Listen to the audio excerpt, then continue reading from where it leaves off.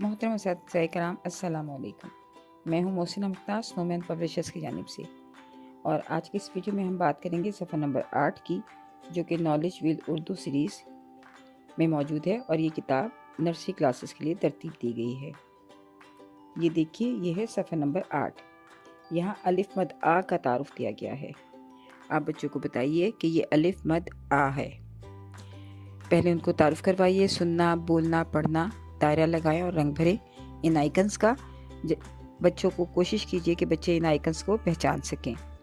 कहानी के QR code की मदद से आप कहानी बच्चों को सुनवा सकते हैं। उसके बाद बच्चों को बताइए कि यह है अलिफ मद आ। इसके लिए आप चाहे बोर्ड पर लिखें या फ्लैश कार्ड दिखाएं।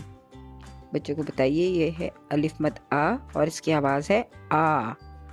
अलिफ मद आ, आवाज़ है आ। अलिफ मद आ, इसकी आवाज़ है आ। बच्चों को अ और आ की आवाज़ में फ़र्क वाज़े कीजिए। अलिफ की आवाज़ है अ और अलिफ मद आ की आवाज़ है आ।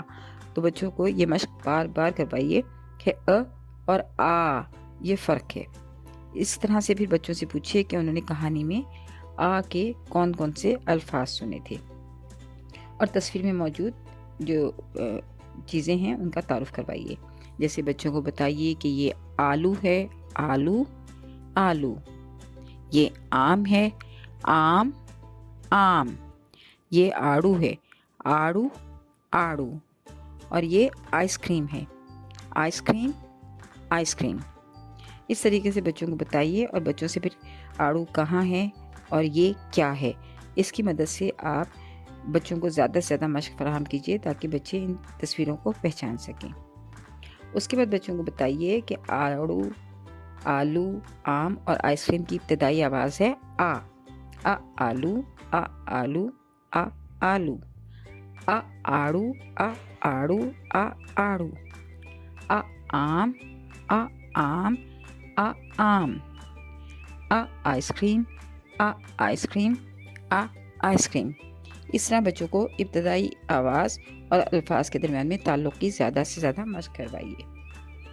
उसके बाद अगली सरगर्मी है, बच्चों को हमने ये बताना है कि अल्फाज हरूफ की मदद से बनते हैं।